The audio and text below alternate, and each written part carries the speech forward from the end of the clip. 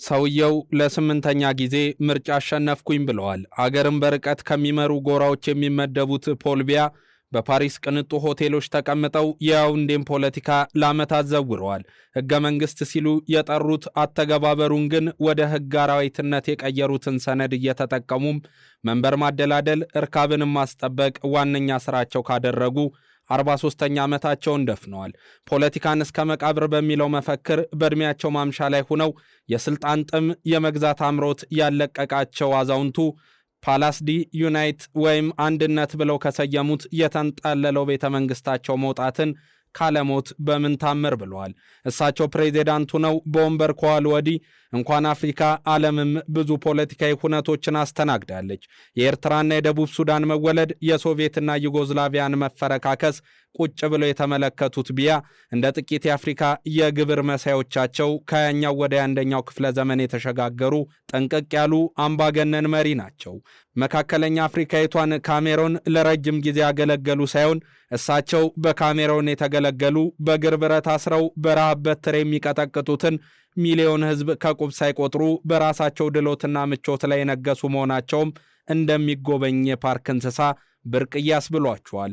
በካካዋና ነዳጅ ሀብት የበለጸገችውን አገር ዘግዝቀው ያራገፏት አዛውንቱ ሰው የደከመ ኢኮኖሚዋን ከናካቴው ሊጥሉት ለስምንተኛ ጊዜ በምርጫ አሸንፊያለሁ ብለዋል።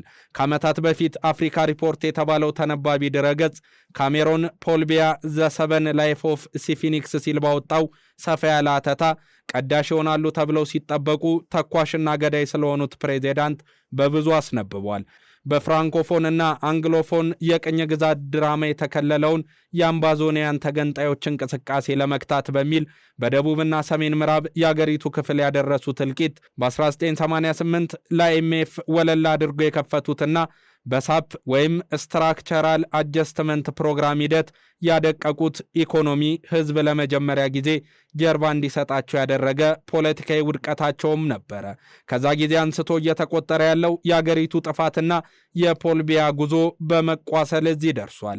ከያውንዴ ቤተ መንግሥታቸው ይልቅ የሻንዜሊዜን ጎዳና የሚያውቁት ከካሜሮን ፖለቲካዊ ውድቀት ይልቅ የኢማኑኤል ማክሮን በጥፊ መመታት ለቁጣ የሚዳርጋቸው አወዛጋቢ ደግሞ ማናዳጅ ፕሬዚዳንት ናቸው። ከሰሞኑ ተደረገ በተባለውና አሸነፍኩኝ ባሉት የጨበራ ምርጫ የሕዝብ ቁጣ ቢያይልም እሳቸው ግን በማሸነፍ አንጎቨር ውስጥ ናቸውና ሌላን መስማት አይሹም። መግደል ማይሰለቻቸው ደምን መዝናኛ ያደረጉ ወታደሮቻቸውም መሳሪያቸውን ወድረው የያውንዴን ጎዳና በውጥረት ሞልተውታል። ለመሆኑ ከነዚህ ውጥረቶች ባለፈ የአገረ መንግስቷን ባላ ለመናድ በጫፍ የቆመውን የመነጠል አዲስ የፖለቲካ እንቅስቃሴ አዛውንቱ መሪ እንዴት ያለ መፍትሄን ይሰጡታል የሚለው ነው። ከአገሪቱ መሪዎች የአንጋፋነት ግንባርን ቢወስዱም የአገር ውስጥ የፖለቲካ ባህላቸው ያቀጨጨውና ጨቅላ ያስባላቸው አመለካከታቸው ግን ይፍቁት ዘንድ አላገዛቸውም። ሰሞነኛው የጨበራ ምርጫም በርከት ያሉና በፖል ቢያ የተደረሱ ብሎም የተተወኑ ድራማዎችን እያስመለከተ ነው። የቀድሞ አጋራቸውና የአሁኑ ባላጋራቸው ኢሳቲች ሮማ ደግሞ የሰውየውን የቀን ቅዠት የረጅሙን የስልጣን ህልምም አደናቃፊ ሆነው ታይተዋልና እየተሳደዱ ነው። አፍሪካ ላይ የተጣለው የፖለቲካ መልህቅ ዲሞክራሲን ሳይሆን ግፍና ፈናን በሚጠልፍባቸው ሀገራት እንዳንዱ በምትቆጠረው ካሜሮን ፖለቲካዊ ቀውሱ ከጅኒው ጠርሙስ ወጥቷል። የታፈነ የተራበና መብቱን የተነፈገ ሰው አማራጭ የሚለውን ጎዳና መመልከት ሰዋዊም ፖለቲካዊም ነው ያሉ ካሜሮናውያንም በአደባባይ ነውጥ አንጋፋውን መሪ ለማስወገድ ዱብ ጀምረዋል። ቪክቶር ዚቫክ የቢያ አገዛዝ ለቁጣ ከቀሰቀሳቸው ወጣቶች አንዱ ነው። ስራ ማጣት ችግር ውስጥ የከተተው እሱንም ሆነ ልጆቹን ምን ማብላት እንዳለበት ማጣፊያው ያጠረው ይህ ወጣት ፈርስት ፖስት አፍሪካ በተባለው የቴሌቪዥን ጣቢያ ላይ ቀርቦ እየሆነ ያለውን እንዲህ ያስረዳል።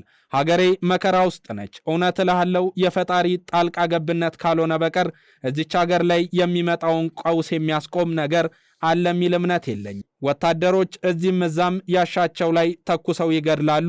ይህ በጣም ችግር ነው በማለት ያለውን ፖለቲካዊ ሁነት ያስረዳል። ሰቨሪን ኬንፋክ ሌላኛው በቁጣ የሚንበለበል ወጣት ነው። ከመጀመሪያው አንስቶ የምርጫ ኮሚሽኑ የሄደበት መንገድ ከዲሞክራሲ የተፋታ ነው። ፖል ቢያ ሀገሪቱን እስከ መጨረሻው ገዝግዞ የበላ ሰው ነው።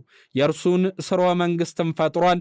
በእንደዚህ ያለ ሁኔታ በሀገሪቱ ሰላም ይመጣል ብሎ መጠበቅም በእርግጥ ሞኝነት ነው ሲል ተስፋ መቁረጡን ገልጿል። በተገንጣዮች ተቃውሞና በዲሞክራሲ ፈላጊዎች ቅርቃር ውስጥ የገቡት ፖል ቢያም ይህ የመጨረሻ የስልጣን ዕድሜያቸው ይሆናል የሚል ተስፋ ግን ዛሬም አለ። እሳቸው ግን እስከ 100 ዓመታቸው ድረስ ነግሰው በዛች ሀገር ያሻቸውን አድርገው ማለፍን እንደሚፈልጉ ደጋግመው በኩራት ሲናገሩ ተደምጧል። እነሆ ካሜሮን የተባለች በመካከለኛው አፍሪካ የምትገኝ ሀገር በዛ ፓን አፍሪካኒዝም በተቀጣጠለበት ነፃነት ወይም ባርነት የሚል የትግል ሙቀትን ከፍ የሚያደርግ የጸረ ቅኝ ግዛት እንቅስቃሴ በበረታበት ወቅት ከጀርባ የተጫናትን የግዞት ቀንበር ተነሳላት። በ1960ዎቹ አብዛኞቹ የአፍሪካ ሀገራት ከባርነት ደዌ በተፈወሱ ጊዜ ያውንዴም ይህ በረከት ይደርሳት ዘንድ ግዶንና ተቋደሰች። ፓርቲ መስርቶ በህዝብ ለመወከል የሚደረገው እንቅስቃሴም ጋመ። ነጮቹ በግዞት በትር ቀጥቅጠውኛል፣ በሀገሬም ሁለተኛ ዜጋ አድርገውኛል ያለ ካሜሮናዊም የነፃነት አየርን የመተንፈሻ ሰዓቱ የደረሰ መስሎት ነበረና በደስታ ሰከረ። ግን ይህ ጥቂት ጊዜያትን በተሻገረ ጊዜ መዘዝን የሚወልድ ለዓመታት የተዘራውን የጥላቻ ዘርም የመተላለቅ ፍሬን የሚያፈራውንና ሀገሪቱን ይንጣት ጀመር። በአንድ ወቅት የታንዛኒያ ፕሬዚዳንት የነበሩትና በፓን አፍሪካኒዝም ትግል ፋናወጊነታቸው ከቀደሙት አንዱ ተደርገው ስማቸው የሚነሳው ጁልየስ ካምባራጌ ኔሬሬ ይህንን ታዝበው ከቅኝ ገዢዎች በበለጠ አፍሪካውያን እየተበደሉ ያሉት በገዛ ገዢዎቻቸው ነው የሚል ትንቢታዊ አስተያየትን እንዲሰጡ ያስገደዳቸው። እውነትም ይህ የኔሬሬ ንግግር በዛች ሀገር የነበረውን ነባራዊ ሐቅ ቁልጭ አድርጎም ማሳየ።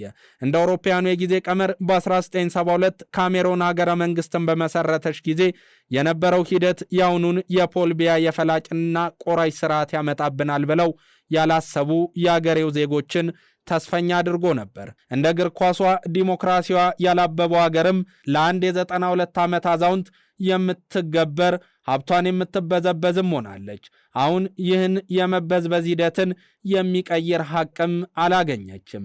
እኛ በፓሪስ ውድ ቤት ገዝተው በአልማዝና በእንቁ የሚንቆጠቆጡት የበዛ ጊዜያቸውን ያውንዴ ከሚገኘው ቤተ መንግስታቸው ይልቅ በሻንゼሊዜና በኤፍል ታወር ውብ ጎዳናዎች ማሳለፍ የሚቀናቸው የፊሊስጤማውያንን ሞት ሽረው ለእስራኤል ግፍ ዕውቅናን የሰጡ ሞት ካልሆነ ማን ከስልጣኔ ንቅንቅ ያደርገኛል ያሉት ፖል ቢያ የህዝቡን ጥያቄ ከመመለስ ይልቅ ማዳፈንን መምረጣቸው እስከ መቼ ይሆን?